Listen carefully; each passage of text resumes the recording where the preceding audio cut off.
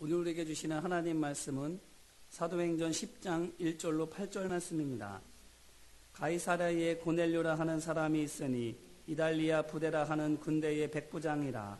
그가 경건하여 온 집안과 더불어 하나님을 경외하며 백성을 많이 구제하고 하나님께 항상 기도하더니 하루는 제9시쯤 되어 환상 중에 밝히 보매 하나님의 사자가 들어와 이르되 고넬료야 하니 고넬료가 주목하여 보고 두려워 이르되 주여 무슨 일이니까?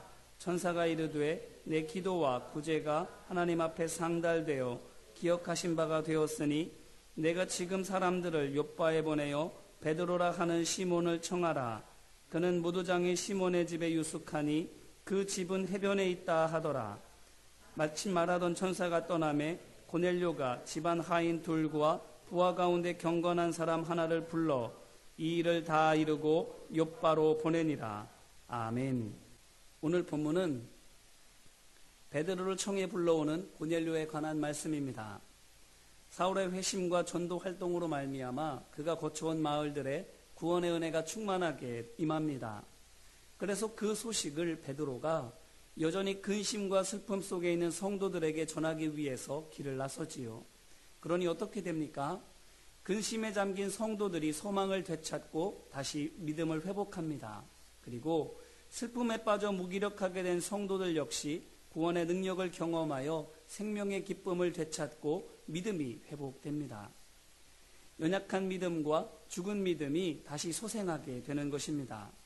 마치 꿀벌이 꽃에서 꽃으로 꽃가루를 옮겨주는 것처럼 베드로가 그리스도의 생명을 여기저기 전해줌으로 말미암아 생명이 곳곳에 풍성하게 되는 것이지요.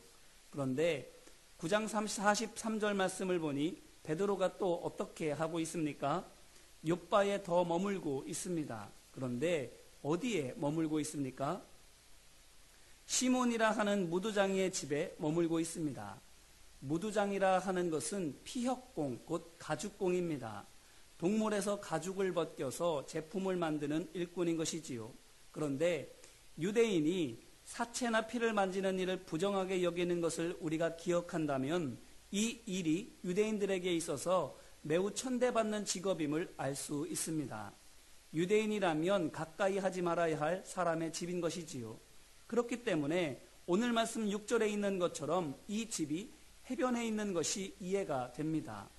왜냐하면 물이 가까이 있기 때문에 피를 닦아내고 짐승의 장기들을 처리하기에 수월하지요. 또한 마을과 멀리 떨어져 있어서 소음과 악취의 피해를 덜 끼칠 수도 있고요. 또 마을 사람들과도 덜 마주칠 수 있어서 다소 외롭기는 하더라도 피차 불편하지 않을 수 있습니다. 그런데 베드로가 왜 이 무두장이의 집에 머물고 있을까요? 죽은 다비다를 살려주었기 때문에 곧 그에게 있어서는 생명의 은인이기 때문에 그가 원하기만 한다면 얼마든지 다비다의 집에 머물 수도 있지 않겠습니까? 또 더 나은 곳을 바랬다라면 기적을 경험한 그곳의 성도들이 얼마든지 베드로가 원하는 대로 더 나은 곳에 머물 수 있도록 해주지 않았을까요? 하지만 베드로가 어떻게 합니까? 자기 할 일만 하고 이내 그곳을 떠납니다. 그리고는 마을에서 멀리 떨어진, 그리고 누구도 감히 얼씬하지 않는 무두장이의 집에 머무는 것입니다. 베드로가 이렇게 하는 까닭은 첫째로는 하나님의 영광을 가로채지 않기 위해서입니다. 우리는 이와 비슷한 것을 요한복음 6장 14절로 15절에서 찾아볼 수 있습니다. 그 사람들이 예수께서 행하신 이 표적을 보고 말하되 이는 참으로 세상에 오실 그 선지자라 하더라. 그러므로 예수께서 그들이 와서 자기를 억지로 붙들어 임금으로 삼으려는 줄 아시고 다시 혼자 산으로 떠나가시니라. 아멘. 예수님께서 보리떡 5개와 물고기 2마리로 5,000명을 먹이신 기적을 행하신 뒤에 어떻게 하셨다라는 것입니까? 하나님보다 기적을 행한 자신을 더 떠받들려는 사람들을 피해서 한적한 산속으로 들어가셨다라는 것입니다. 마찬가지로 베드로 역시 생명의 근원이신 하나님보다 기적을 행한 자신에게 사람들의 관심과 이목이 집중될 것을 염려해서는 그 자리를 피하는 것입니다. 하지만 그렇다고 해서 굳이 부정한 곳으로까지 가야 했을까 하는 의문은 여전히 남지요. 예수님처럼 산으로 들어가시거나 어디라도 인적이 드물기만 하다면 갈 수 있지 않았겠습니까? 그러므로 베드로가 이 부정한 곳까지 오게 된 데는 두 번째로는 어떤 까닭이 있는가 하면 하나님의 인도하심 때문이더라 하는 것입니다. 그의 의지나 그의 생각 때문이 아니라 하는 것입니다. 그의 생각이라면 부정한 곳으로는 갈 수 없지요. 그의 마음이라면 그곳으로는 도저히 갈래야 갈 수가 없는 곳입니다. 하지만 왜 그곳으로 가는 것입니까? 하나님께서 인도하셨다라는 겁니다. 베드로는 그가 왜 여기 와야 하는지 그 이유를 모르는 것입니다. 다만 성령께서 그의 마음을 강권하여 이끄시는 대로 그저 따라온 것뿐입니다. 그런데 와보니까 어디인 것입니까? 무두장이의 집인 것입니다. 어떻게 해야 하겠습니까? 예전 같으면 이건 율법에 어긋나는 거야 이렇게 말하면서 한치의 망설임도 없이 뒤돌아서서 그곳을 떠나 다른 데로 갔을 것입니다. 하지만 이 지금은 베드로가 어떻게 한 것입니까? 자신의 생각이나 신념과 다르더라도 이리로 인도하신 하나님의 뜻이 있겠지라는 믿음으로 담대하게 무두장이의 집으로 들어가는 것입니다. 이것이 무엇을 의미하는 것입니까? 베드로가 하나님께서 받으셔야 할 영광과 찬양을 어떤 식으로든지 가로채지 않기 위해서 다비다와 성도들의 만류를 뿌리치고 그곳을 떠날 만큼 겸손하게 낮아졌을 뿐만 아니라 한 걸음 더 나아가서 성령께서 인도하시는 곳이라면 내 생각에 아니라 할지라도 율법에서 부정하다고 낙인 찍힌 곳이라 할지라도 내 생각과 기준과 다르다 할지라도 믿음으로 순종하며 받아들이는 철저한 자기 부인의 사람이 되었다는 것을 말해주고 있는 것입니다. 겸손할 뿐만 아니라 낮아졌을 뿐만 아니라 철저하게 자신을 포기하는 것입니다. 그런데 이와 같은 베드로의 모습에서 누가 겹쳐져 보입니까? 예수님 아닙니까? 하나님의 아들이심에도 불구하고 하늘 보좌를 버리시고 이 땅에 내려오실 만큼 겸손하게 자신을 낮추셨습니다. 그뿐만 아니라 하나님 말씀이라면 십자가의 수치와 죽음도 순종하며 받아들이실 만큼 철저하게 자신을 부인하셨습니다. 그런데 예수님께서 이렇게 겸손히 낮추시고 철저히 순종하시니까 어떻게 됩니까? 로마서 5장 18절로 19절 말씀입니다. 그런즉 한 범죄로 많은 사람이 정죄에 이른 것 같이 한 의로운 행위로 말미암아 많은 사람이 의롭다 하심을 받아 생명에 이르렀느니라. 한 사람이 순종하지 아니하므로 많은 사람이 죄인 된 것 같이 한 사람이 순종함으로 많은 사람이 의인 되리라. 아멘. 불순종으로 사망의 형벌을 받게 된 죄인들에게 구원의 은혜를 베풀어 주시는 것입니다. 그뿐만이 아닙니다. 빌립보서 2장 8절로 11절 말씀입니다. 사람의 모양을 나타나사 자기를 낮추시고 죽기까지 복종하셨으니 곧 십자가에 죽으심이라. 이러므로 하나님이 그를 지극히 높여 모든 이름 위에 뛰어난 이름을 주사 하늘에 있는 자들과 땅에 있는 자들과 땅 아래에 있는 자들로 모든 무릎을 예수의 이름에 꿇게 하시고 모든 입으로 예수 그리스도를 주라 시인하여 하나님 아버지께 영광을 돌리게 하셨느니라. 아멘. 모든 사람을 섬기신 만큼 모든 사람의 주가 되는 것입니다. 낮아지신 만큼 높아지게 되는 것입니다. 그러므로 이것을 통해서 무엇을 알 수 있습니까? 예수님께서 낮추시고 순종하심을 통해서 구원의 역사와 존귀하심을 얻었다면 그와 마찬가지로 베드로 역시 철저히 자신을 부인하고 순종함으로 말미암아 앞으로 어떤 일이 일어날 것인지를 엿볼 수 있지 않습니까? 오늘 말씀 다음에 나오는 구절들이 바로 그 증거입니다. 고넬료를 만나고 그의 집에서 함께 이방인들을 향하신 하나님의 구원 계획을 깨달아 알게 되고 그리고 그 뜻에 따라서 세례를 베푸니 성령께서 임하셔서 이방인들이 구원받는 역사가 나타나게 되는 것입니다. 이제 이 말씀으로 우리 자신을 돌아보기를 바랍니다. 먼저 베드로를 통해서 우리 자신을 돌아보기를 바랍니다. 베드로가 자신의 명예나 유익보다 하나님의 영광을 먼저 생각한 것처럼 우리도 우리가 받고 싶은 칭찬과 인정보다 하나님의 영광을 먼저 생각하고 있습니까? 또한 철저히 우리 자신을 부인하고 있습니까? 하나님의 말씀과 하나님의 마음과 하나님의 뜻을 내 생각과 감정과 계획보다 앞세우고 있는가 하는 것입니다. 그리고 우리는 말하고 행동하고 살아가는 이 모든 모습 속에서 예수님을 닮아가고 있습니까? 사람들이 우리와 대화하고 또 함께 할 때마다 우리에게서 예수님이 겹쳐 보이는가 하는 것입니다. 성령께서 함께 하시는 증거가 바로 이것이지요. 예수님을 점점 더 닮아가는 겁니다. 말하는 것이 예수님의 말씀 같고 행동하는 것이 예수님과 같고 살아가는 모습이 예수님을 닮아가는 것이 바로 성령과 함께하는 증거인 것이지요. 그러므로 바라기는 베드로에게서 예수님의 향기가 나는 것처럼 우리에게서 예수님의 향기가 나기를 주님의 이름으로 기원합니다. 성경을 보면 볼수록, 기도하면 할수록, 하나님의 일을 하면 할수록 더욱더 예수님과 가까워지는 우리 모두가 되기를 주님의 이름으로 기원합니다. 그렇다면 이제 저를 따라 한번 외쳐주시면 감사하겠습니다. 다짐하는 마음으로 가슴에 손을 얹고 한번 따라해 주시면 감사하겠습니다. 예수님처럼 낮아지겠습니다. 예수님처럼 순종하겠습니다. 예수님을 닮아가겠습니다. 아멘. 베드로가 이와 같이 결단하고 살아가게 될 때에 그의 모습을 통해서 예수님을 닮아가게 되지 않습니까? 오늘도 우리가 이러한 믿음으로 결단하며 하나님의 말씀을 따라 한 걸음 한 걸음 나아가게 될 때에 주님을 닮아가게 될 줄로 믿습니다. 이렇게 베드로가 예수님을 닮아가니 오늘 말씀에서 어떤 일이 일어납니까? 하나님께서 베드로가 필요한 사람에게 베드로를 보내주시는 겁니다. 그가 누구입니까? 1절 말씀입니다. 가이사라에 고넬료라 하는 사람이 있으니 이달리아 부대라 하는 군대의 백부장이라. 아멘. 바로 고넬료라 하는 사람이지요.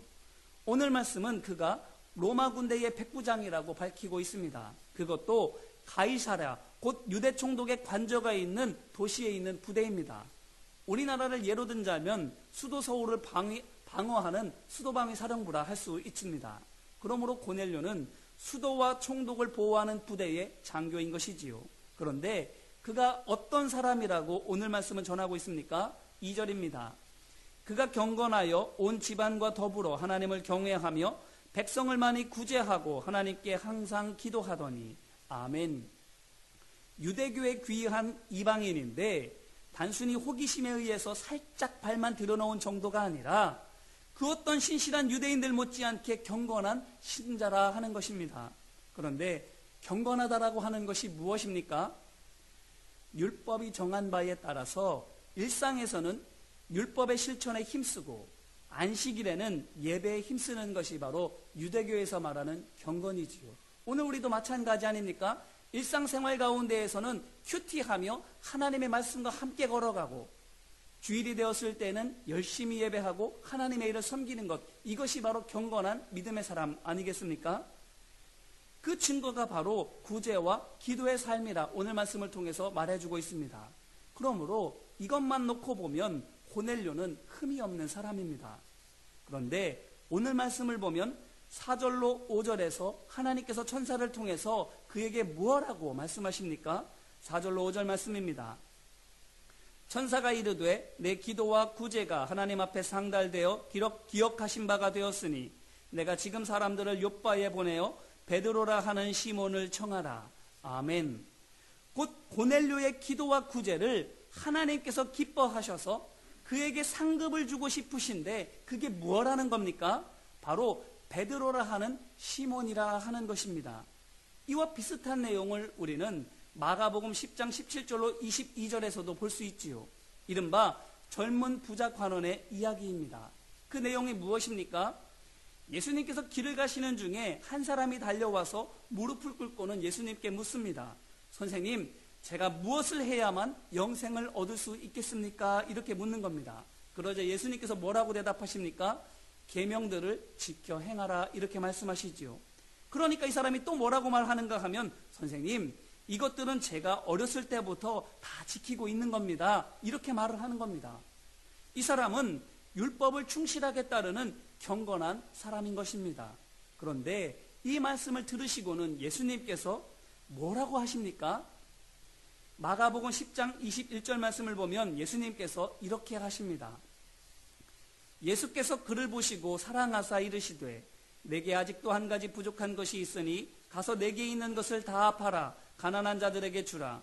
그리하면 하늘에서 보화가 내게 있으리라. 그리고 와서 나를 따르라 하시니. 아멘. 예수님께서는 그를 사랑하사 이렇게 말씀하시지요. 사랑하는 눈으로 기뻐하는 마음으로 그를 바라보고 있는 겁니다.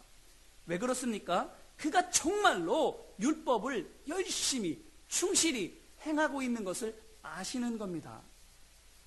건성건성하는 것이 아니라 말로만 그러는 것이 아니라 이 사람은 정말로 경건한 사람인 겁니다. 그렇기 때문에 사랑하는 눈으로 흐뭇한 마음으로 그를 바라보시는 겁니다. 그의 마음을, 그의 열심을 너무나도 잘 알기 때문인 것이지요. 하지만 그럼에도 불구하고 그에게서 부족한 한 가지를 찾아내십니다. 무엇입니까? 그것만으로는 천국의 상급을 받을 수 없다라는 것입니다. 율법의 열심으로는 구원, 곧 영생을 받을 수 없는 것입니다. 그렇기 때문에 그의 노력은 마냥 그것이 영원한 생명을 얻기 위한 것이라면 결국 헛수고일 수밖에 없는 것입니다. 왜 그렇습니까?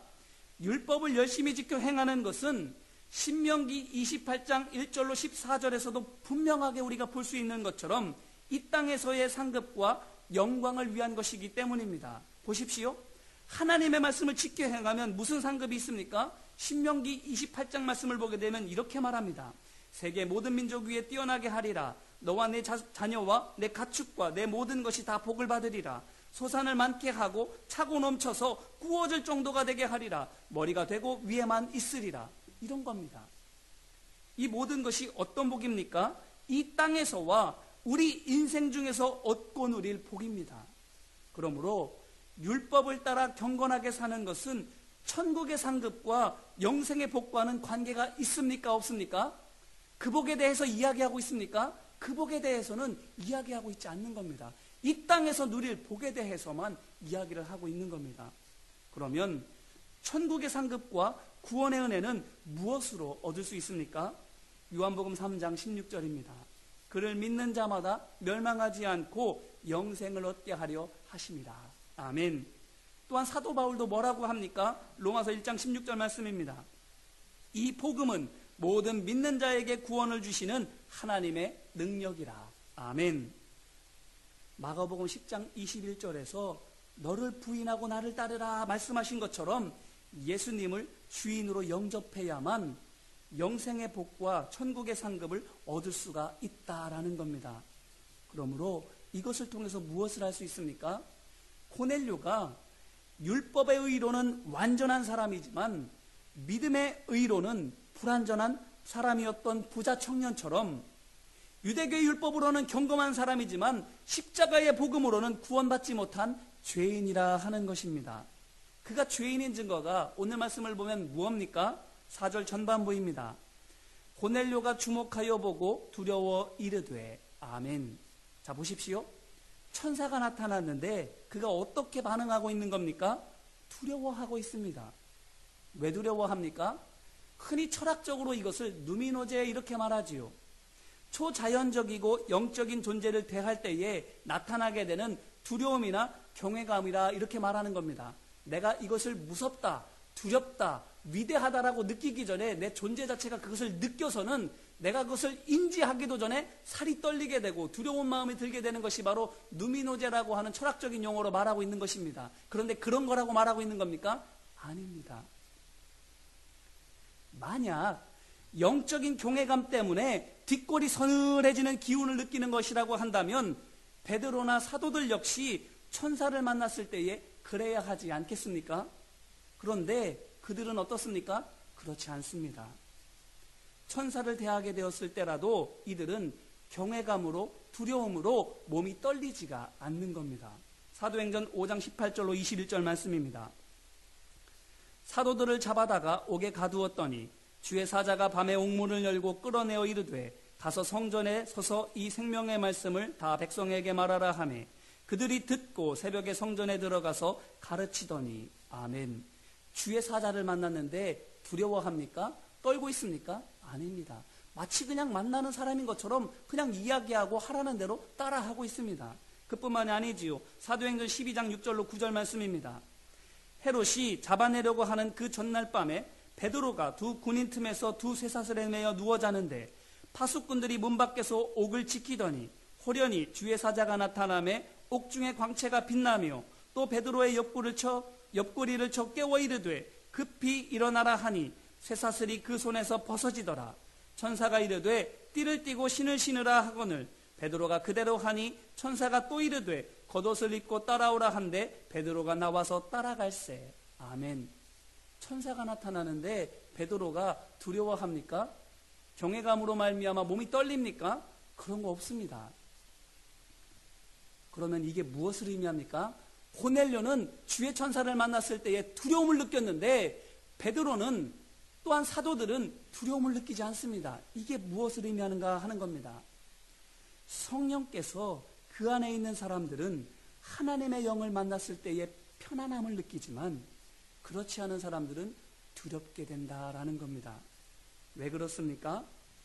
영의 사람들은 죄에서 자유롭게 되었지만 육의 사람들은 여전히 죄 가운데에 있기 때문입니다. 어둠이 빛을 두려워하는 것처럼 죄 역시 하나님을 두려워하는 것입니다. 그렇기 때문에 고넬료는 지금 이대로 하다가는 율법을 지킨 공로로 이 생의 복과 영광은 얻을 수 있을지는 모르겠지만 그것만으로는 결코 하늘의 상급과 영원한 생명은 얻지 못할 것입니다. 그 끝이 정해져 있는 것입니다. 새 아무리 이 땅 가운데에서 경건하게 살아도, 이 땅 가운데서 아무리 착한 일을 한다 할지라도, 그러므로 말미암아 이 땅 가운데서 얻을 수 있는 하나님의 은혜와 복은 누릴지라도 그 마지막이 무엇이라는 것입니까? 멸망이라 하는 겁니다. 왜요? 죄 가운데에 있기 때문인 것입니다. 그러니 자신을 대적하여 적극적으로 멸망의 길로 달려가고 있는 죄인조차도 돌이켜 구원하기를 원하시는 하나님께서 참된 구원의 길을 몰라서 이렇게 선을 행하면서도 멸망으로 나아가는 고넬료를 불쌍하게 여겨주지 않으시겠습니까?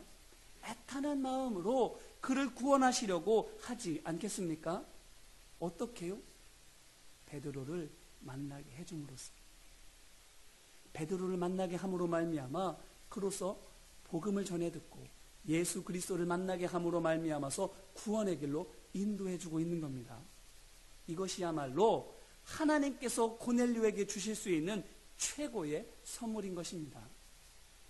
이 세상에서 아무리 금은보화를 많이 얻은들, 사람들로부터 존경과 칭송을 얻은들, 하나님 나라에 가지 못한다면, 하나님께서 너는 죄인이라 정죄하신다면 그것이 무슨 소용이 있겠습니까?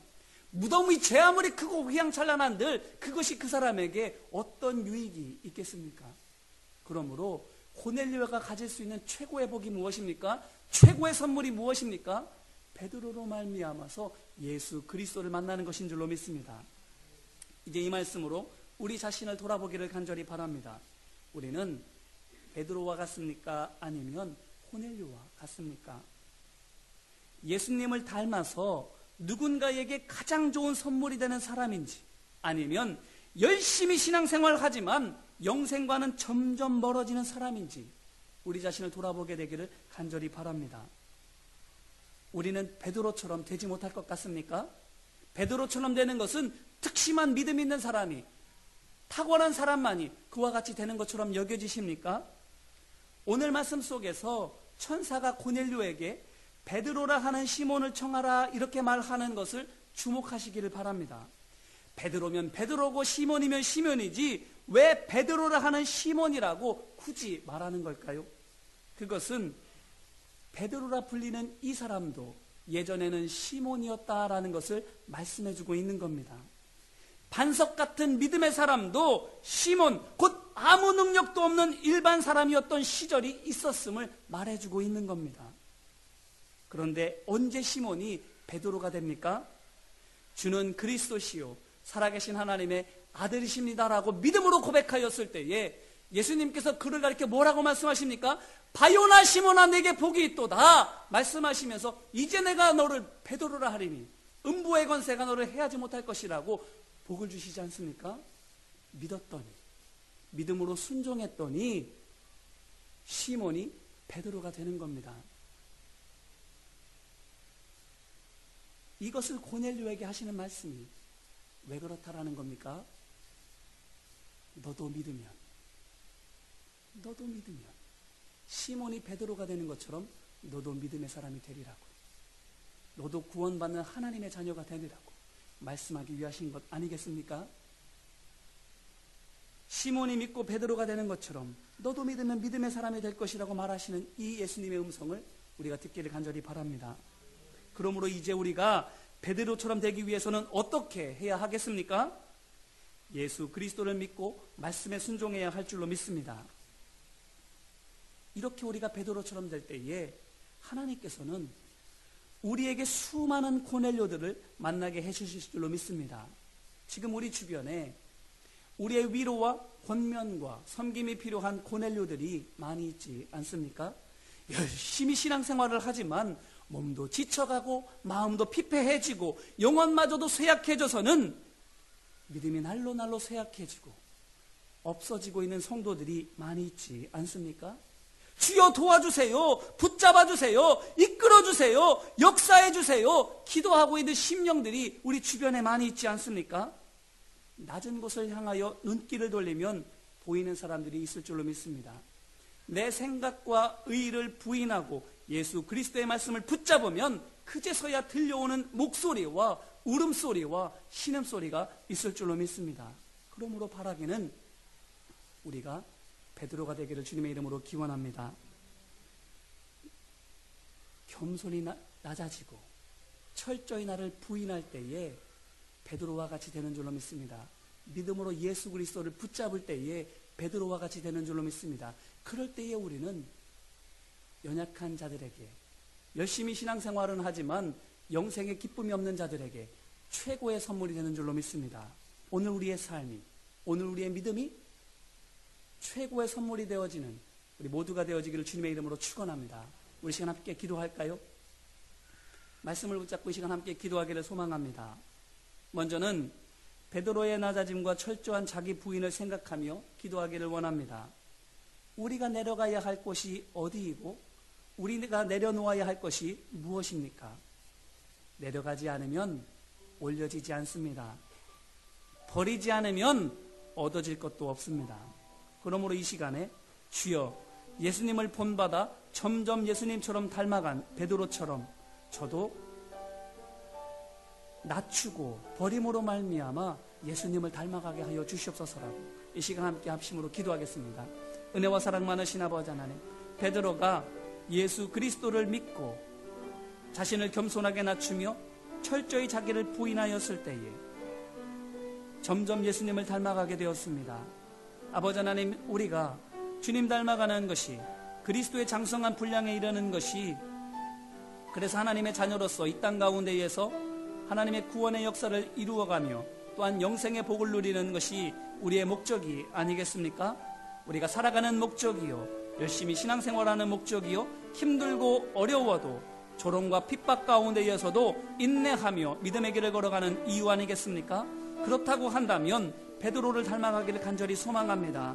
겸손히 자신을 낮추고 철저히 나를 부인할 때에 예수 그리스도를 닮아가게 되는 줄로 믿사오니 아버지 하나님, 내가 버려야 할 것이 무엇입니까? 내가 내려놓아야 할 것이 무엇입니까? 내가 내려가야 할 곳이 어디입니까? 주님, 내려가야 할 곳을 보게 하여 주시옵소서. 내가 버려야 할 것을 발견하게 하여 주시옵소서. 얻을 것만, 올라갈 것만 구하는 것이 아니라 내려가야 할 곳을 보게 하여 주시옵시고 버려야 할 것을 보게 하여 주셔서 예수님께서 모든 것을 내려놓으시고 모든 것을 버리심으로 말미암아 구원의 주가 되신 것 같죠.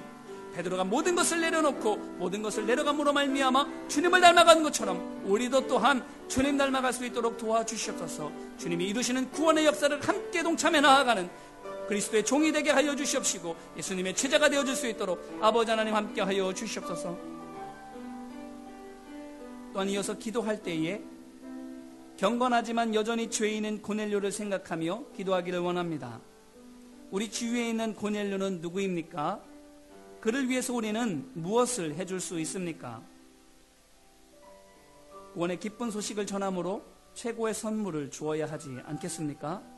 그러므로 이 시간에 주여 제가 섬겨야 할 고넬료를 보게 하여 주시옵소서. 그리고 구원의 길로 인도할 수 있도록 믿음을 더하여 달라고 이 시간 합심으로 함께 기도하겠습니다. 은혜와 사랑 많으신 아버지 하나님, 낮은 곳으로 눈길을 돌리면 내 욕심을 내려놓고 내 생각과 목적과 계획을 버리면 그제서야 보여지는 사람들이 있습니다. 그제서야 보여지는 내가 가야 할 길이 있습니다.